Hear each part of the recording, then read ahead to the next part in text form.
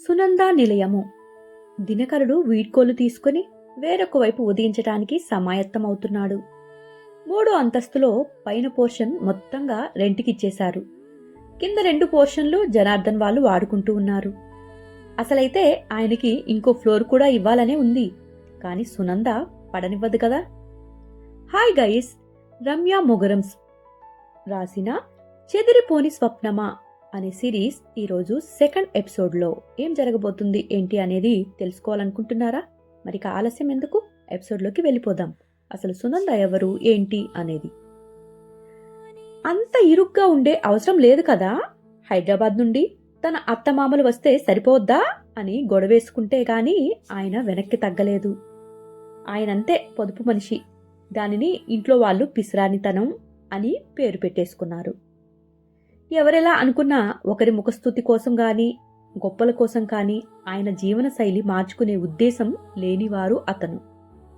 కష్టపడి చదువుకుని ప్రభుత్వ సంస్థలో ఉద్యోగం సంపాదించి చెల్లికి మంచి సంబంధం చూసి పెళ్లి చేసి తమ్ముడికి స్వంతగా సూపర్ మార్కెట్ కూడా పెట్టించి వారికి వెన్నుదన్నుగా నిలిచాడు అతను. భార్య పిల్లల్ని కూడా ఏ లోటు లేకుండా పోషిస్తున్నాడు అన్న. తల్లిదండ్రికి తన బాధ్యతగా చేసే ప్రతి పని సవ్యంగా చేస్తున్నాడన్నా. తన ఆర్థిక క్రమశిక్షణే కారణం అని గర్వంగా చెప్పుకుంటూ ఉంటారు వాళ్ళు. మనిషి ఎంత సంపాదిస్తున్నాడు అనే దానికంటే ఎంత ఆదా చేస్తున్నాడు, ఎక్కడ పెట్టుబడి పెడుతున్నాడు లాంటి విషయాల మీద ఆయనకి చాలా పట్టు. అలాంటి వాళ్ళు అంటేనే ఆయనకి విపరీతమైన ప్రీతి కూడా. కన్ను పొడిచి చూసుకున్నా తన ఇంట్లో అలాంటి వారే లేకపోవటం ఆయనకి కొంచెం అసహనం తెప్పించే విషయం.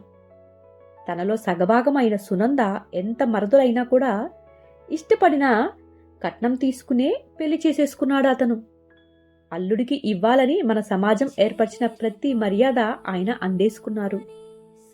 కానీ మధ్యతరగతి జీవితాలు ఒకేసారిగా సంపన్నులు కావటం కేవలం సినిమాల్లోనే జరుగుతుంది అన్నట్లుగా చెల్లి పెళ్లి, సీమంతం, పురుళ్ళు అవి అవ్వగానే తన పిల్లలు పుట్టినరోజులు, స్కూల్ ఫీజులు, అనుకోకుండా వచ్చే ఆపదలకు హాస్పిటల్ ఖర్చులు, బంధువుల పెళ్లిళ్లకు రానుపోను ఖర్చులు, చదివింపులు, అమ్మాయికి చెవులు కుట్టించటం, బోనీల ఫంక్షన్, ప్రతిదీ ఖర్చే మరి.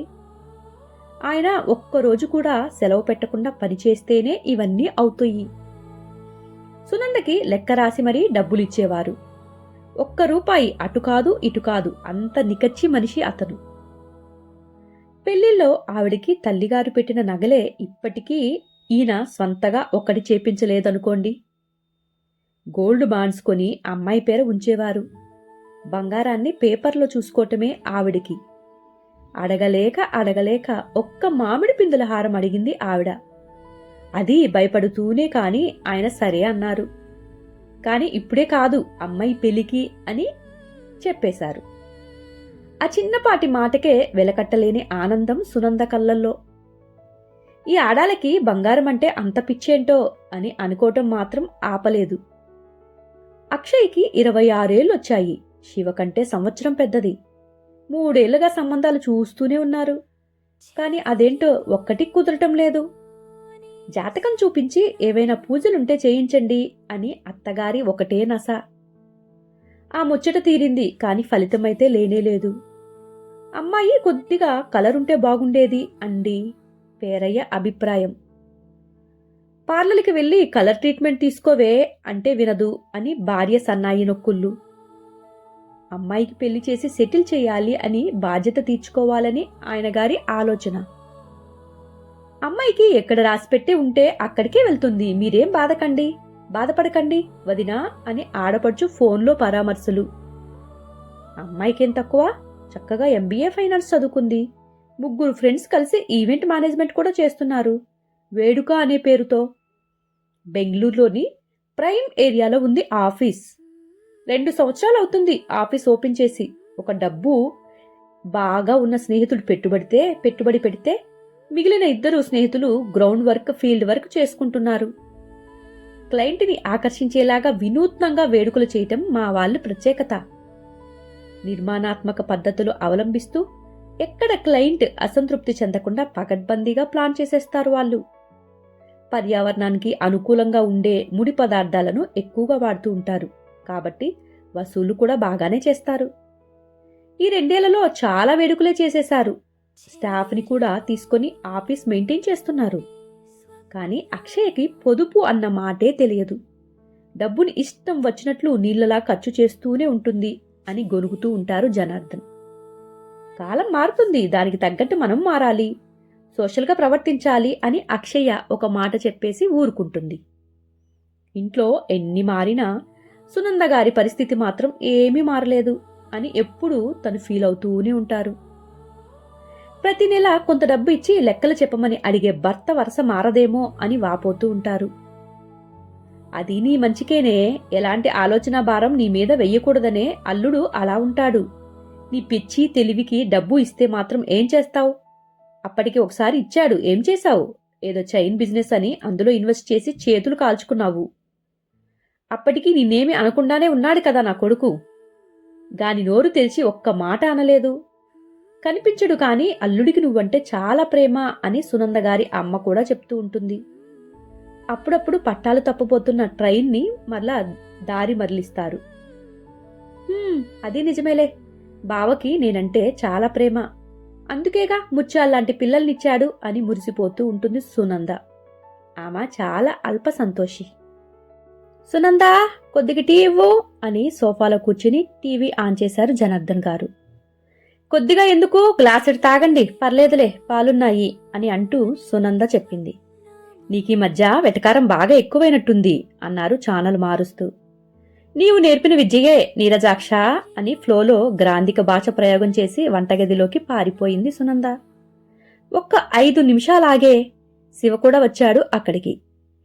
ఏ నాన్నా, ఏం ఇవ్వమంటావు, టీనా కాఫీనా అడిగింది తల్లి. కాఫీ అమ్మా అని చెప్పి తండ్రి కూర్చున్న సోఫాలో ఇంకో పక్కన కూర్చున్నాడు కొడుకు. మామ్, అక్క ఎప్పుడొస్తుంది అని అడుగుతూ నాన్న మార్చే ఛానల్ని చూస్తూ ఉన్నాడు టీవీ వైపు. దాని ఆఫీస్కి టైమా పాడా, ఎప్పుడంటే అప్పుడు వెళ్ళటం రావటమే.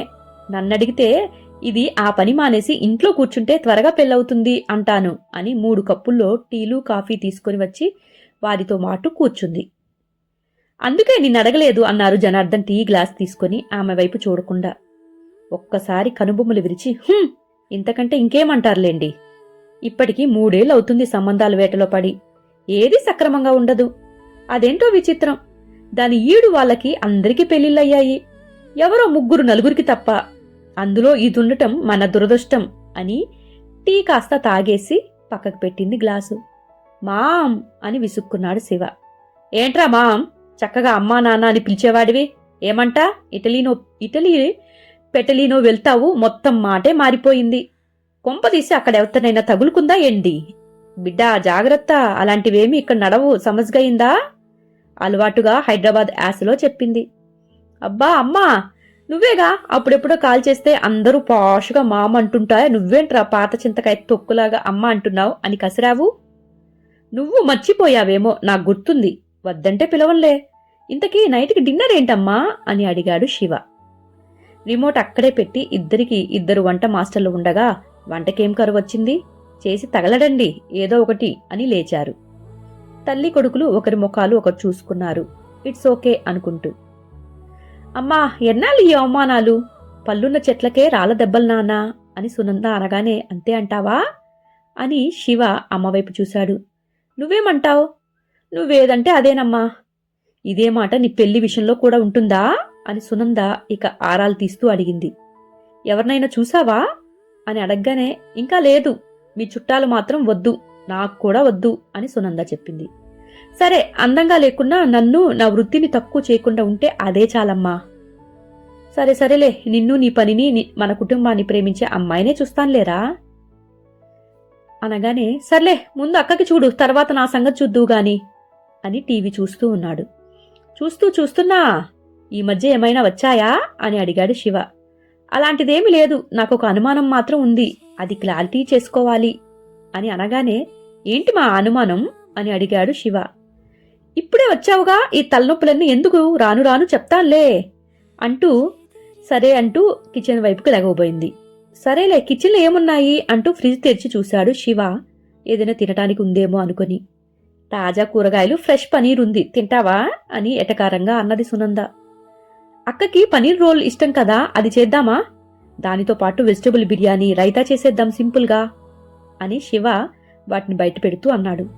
సరే, ఆ కబ్బర్డ్లో బాస్మతి రైస్ ఉన్నాయి, అవి తీసి ఇటిచ్చి నువ్వు వెజ్జెస్ కట్ చేయి, మీ కటింగ్ సూపర్ ఉంటుంది అని అడగానే, అది అందరికీ నేర్పిస్తారమ్మా, అదేం పెద్ద విద్యేమి కాదులే, కానీ కొంచెం శ్రద్ధ ఆసక్తి ఉండాలి అంతే అనగానే, దానితో పాటు తెలివి కూడా ఉండాలే అని సునంద ఇక కిచెన్లోకి వెళ్ళింది వంట స్టార్ట్ చేద్దామని.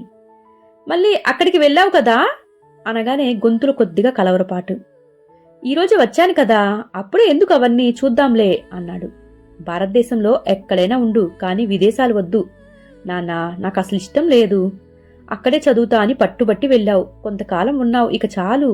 ఇక అక్కడ పెళ్లి చేసి నీకు కూడా చేస్తే, అక్కకి పెళ్ళైనాక నాన్న నేను అలా వెకేషన్కి వెళ్దాం అనుకుంటున్నాం అంటూ తను బియ్యం కడుగుతూ ఉంది. వావమ్మా, నాన్న అలా అన్నారా? నువ్వు నిజంగా గ్రేట్ తెలుసా, నాన్నతో ఖర్చు పెట్టించే మహా తెలివైన దానివి నువ్వు ఒక్కదానివే అని తను వెజిటేబుల్స్ని కడుగుతూ ఉన్నాడు. ఏదో లేరా, ఇంతకాలం కుటుంబం కోసమే కదా ఆయన బతికింది, కొన్ని రోజులు మా కోసం మేము ఉండొద్దా ఏంటి అని కడిగిన బియ్యాన్ని పక్కకు పెట్టింది. ఉండొచ్చు, నేను అందుకు అనటం లేదు, మీరు టూర్ వెళ్తే నేనే స్పాన్సర్ చేస్తా అని ఇక కట్ చేయటం మొదలుపెట్టేశాడు శివ. ఇక పొయ్యి మీద కూరగాయలన్నీ పెట్టేసి వంట చేసేసుకుంటూ ఆ పని పూర్తయిపోయింది హమ్మయ్య అని అనుకుంటుండగా, ఇక ముందు మీ పెళ్ళిళ్ళు అవ్వనివ్వరా, ఆ తర్వాత మేము టూర్కి వెళ్ళాలన్నా ఎక్కడికైనా మీ అక్కకి నీకు ఒక ఇంటి వాడిని చేసేస్తే నా పని అయిపోతుంది అని సునంద గారు అంటుండగా బయట నుండి డోర్ బెల్ వినపడింది. ఇక వెంటనే చేతులు తుడుచుకుంటూ సునంద గారు వెళ్లి తలుపు తీశారు. లోపలికి రాగానే వచ్చిన సువాసనకి మనసు మత్తుగా పరవశించింది. కడుపులో ఆకలి అనే ఎమోషన్ మొదలైంది అక్షయాకి. హాయ్ గైస్, ఈ రోజుతోటి ఈ ఎపిసోడ్ అయిపోయింది. మీకు నచ్చిందని అనుకుంటున్నాను. నిజంగానే తల్లి కొడుకులు వంటగదిలో కలిసి వంట చేస్తుంటే ఆ మజానే వేరుంటుంది కదా. ఎస్, మీరు కూడా మీ ఇంట్లో వాళ్ళకి హెల్ప్ చేస్తూ ఉంటారా? ఒకసారి చెయ్యకపోతే ట్రై చేయండి. మీ ఇంట్లో వాళ్ళు, మీ భార్య లేదంటే మీ అమ్మ, మీ అక్కలు చెల్లెళ్ళు వంట చేస్తూ ఉంటే మీరు వెజిటబుల్స్ కట్ చేయటం, పోపు వేయటం ఇలాంటివి చేసి చూడండి. చాలా అంటే చాలా హ్యాపీ ఉంటుంది ఆ వాల్యుబుల్ టైం. సరే, నెక్స్ట్ ఎపిసోడ్లో తిరిగి కలుద్దాం. ఉంటాను గైస్, బాయ్.